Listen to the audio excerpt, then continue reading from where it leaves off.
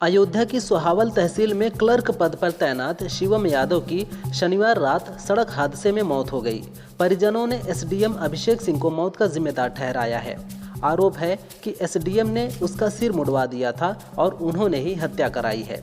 SDM पर कार्रवाई की मांग को लेकर परिजन और गांव के लोगों ने जिला अस्पताल के सामने शव रखकर धरना प्रदर्शन शुरू कर दिया।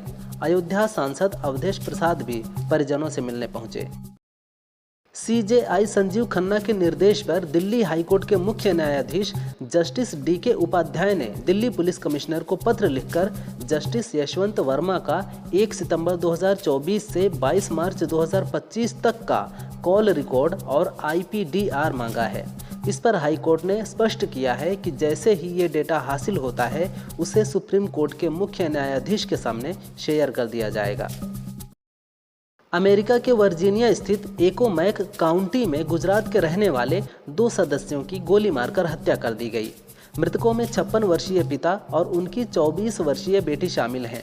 यह घटना तब हुई जब एक अश्वेत व्यक्ति ने उनके स्टोर में घुसकर अंधाधुंध गोलीबारी की। जानकारी के अनुसार आरोपी शराब खरीदने आया था। इसी दौरान कुछ कहासुनी हो गई, जिसके बाद उसने गोली चला दी। इस हमले में पिता पुत्री की मौत हो गई है।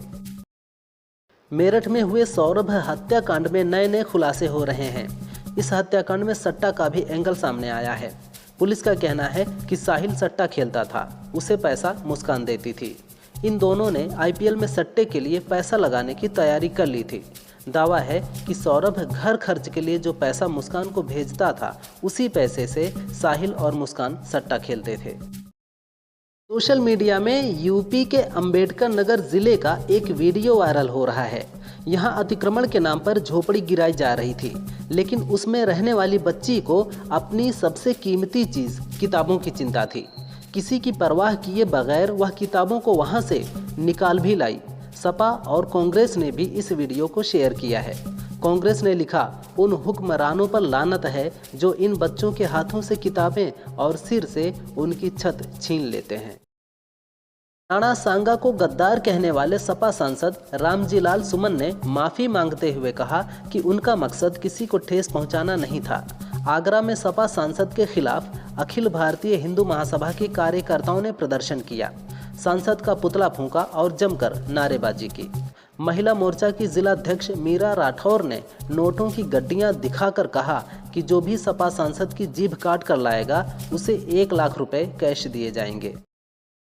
सीएसके और एमआई के बीच आईपीएल के दूसरे मैच से पहले एमएस धोनी ने जियो स्टार को दिए एक इंटरव्यू में संन्यास पर बात की। उन्होंने कहा, मैं जब तक चाहूँ चेन्नई सुपर किंग्स के लिए खेल सकता हूँ। ये मेरी फ्रेंचाइजी है। अगर मैं व्हील चेयर पर भी हो जाऊंगा तो भी वे लोग मुझे घसीट कर ले जाएंगे। बता दें, एमएस धोनी पिछले आईपीएल सीजन में अपने घुटने की समस्या से जूझ रहे थे, जिसके बाद उनके संन्यास को लेकर अटकलें काफ़ी तेज होने लगी थीं। शिवसेना के नेता संजय निरुपम ने डिप्टी सीएम और एनसीपी चीफ अजित पवार के बयान पर प्रतिक्रिया दी है। संजय निरुपम ने कहा कि अजित पवार ने जो कहा उसमें सुधार करना चाहेंगे। जो मुसलमान देशभक्त हैं और मुजाहिदीन नहीं हैं, उनके साथ हम खड़े रहेंगे, लेकिन मुसलमान के नाम पर दंगा भड़काने वाले ऐसे मुसलमान पर हम आंख उठाएंगे और अजित पवार हमें रोक भी नहीं पाएंगे। सपा मुखिया अखिलेश यादव ने लखनऊ में राम मनोहर लोहिया की प्रतिमा पर माल्यार्पण किया। इस दौरान उन्होंने बीजेपी पर बड़ा आरोप लगाया है। उन्होंने कहा कि बीजेपी की नाकामी जनता तक पहुंचाने के लिए तैयारी हो रही है। गाजियाबाद में उन्हीं का विधायक क्या आरोप लगा रहा, सोचिए ये हालत है यूपी की। बीजेपी सरकार में बड़े पैमाने पर भ्रष्टाचार हो रहा है। अयोध्या में बीजेपी नेताओं ने जमीनें कब्जाई। वक्फ कानून का विपक्ष के विरोध पर बीजेपी सांसद जगदम्बिका पाल ने कहा कि यह एक सोचा समझा विरोध है। अभी संसद के सामने कानून लंबित है, वह कानून पारदर्शी होगा। वक्फ की आमदनी से गरीब, पसमानदा, महिलाएं, अनाथ और बच्चों की शिक्षा में फायदा होगा। यह कानून इसको बेहतर बनाने के लिए बनाया जा रहा है। मुझे लगता है कि वे देश में लोगों के मन में भ्रम पैदा करना चाहते हैं।